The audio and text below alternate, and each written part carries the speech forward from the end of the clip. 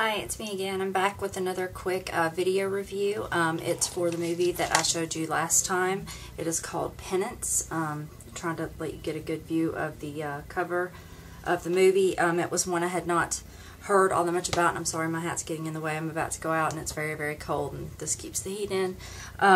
It actually features Todd from Candyman and Michael Rooker, who I absolutely love, and you would know him from things like Henry, Portrait of a Serial Killer, or Slither. That's another fave of mine. In any event, there are a lot of actors and actresses in here that you'll recognize. James Duval was another one. He was in an Independence Day, but he was also in a movie called Nowhere, which was very rarely seen, part of the trilogy from the Doom generation. But anyway, so let's get back to the movie. Enough about that. Basically, this movie, and it will contain spoilers, but I'm going to try to keep them as minimal as possible, is told in a first-person perspective, which is kind of bizarre, because the girl, the protagonist in the movie, on her name, I'm actually looking to see if it's in here, Amelia, she has a sick child, and she works in a abused women's shelter, and she's not making a lot of income, and her child is sick, and she knows she's going to need medical care, and she doesn't have insurance, so she's trying to find ways to make extra money. From what you gather, she's doing the video as a way to get to be a contestant on a show in which the winner will win $20,000. So in any event, it follows along through her life, and she actually has a friend, a close friend, who's a stripper, and her friend shows her the ropes, takes her into what it's like to strip, and you know, she makes some fast cash off the stripping, but you know, quickly decides that it's not something that she would really care to partake in. So she decides not to do that. What ends up happening is the best friend ends up getting beat up. She calls her in. She tells her, please, I have a show tonight, I can't go to it, please go to it, it's a quick $3,000 for 3 hours, I think is what she tells her. You know, will you go? Well, of course it's $3,000, and she says she will. Meanwhile, her boyfriend's going along taping everything, so she feels a sense of security, which really isn't all that smart. They arrive to a destination, they can't see where they're going, the windows are completely blacked out, and there's a curtain between them and the person driving them. They arrive to their destination, there are two other girls there. They're led into a room, they're asked to dance. After they're done, they're sent back into a room with champagne, believing that everything is all said and done, and you can tell already something's going to go wrong. Michael Rooker walks in, and bad things happen. This is the best way I can put it. Essentially, the antagonist of the story is a man who was once a gynecologist. It says this is based off true events. I haven't looked into all that, but he believes, and he has some kind of disease of some sort, and I'm kind of led to believe that it's probably some sexually transmitted disease, since he's specifically singling out strippers. But he wants to clean their souls of sin so that they can cross over into heaven, and you know, without any sin, and because of his interference and his wisdom, or if you will, or whatnot. So anyway, the girl uses the camera often, but there's also a person who is filming the man, the antagonist. Let me see if I can see his name on here. I'm sorry, I watched it a couple days ago, and it's been a few days. But he's just the captor.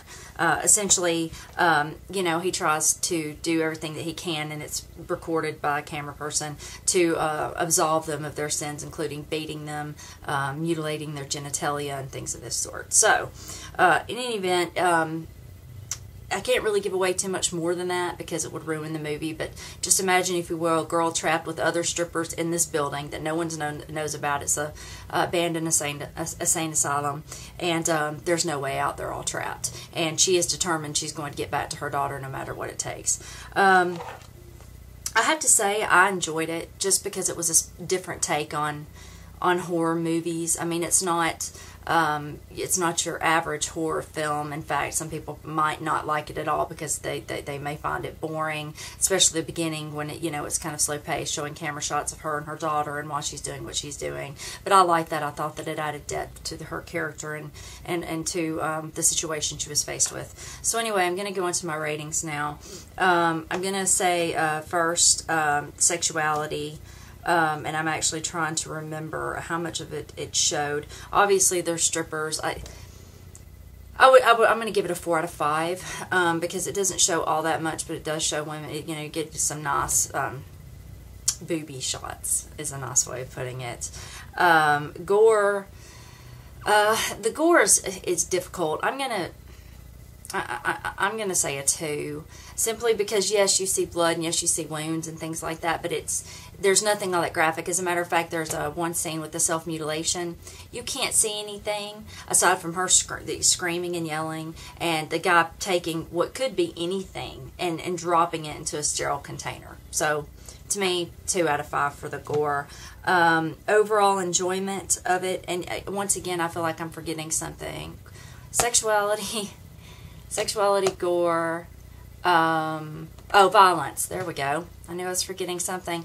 I'm probably going to say a 3 out of 5. I didn't find anything that was overly violent in the film. I mean, you know, there's some shooting and there's some death, but it just isn't, it's not your typical slasher film.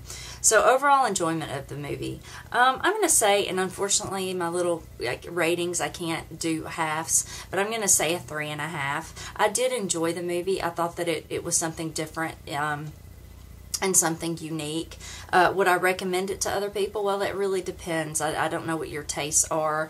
If you like something that's different, outside of the box, but it's not necessarily horror, it's more of a survival kind of flick, then I think you would enjoy it. You know, I enjoyed it, and my husband said he thought it was okay, so there you go.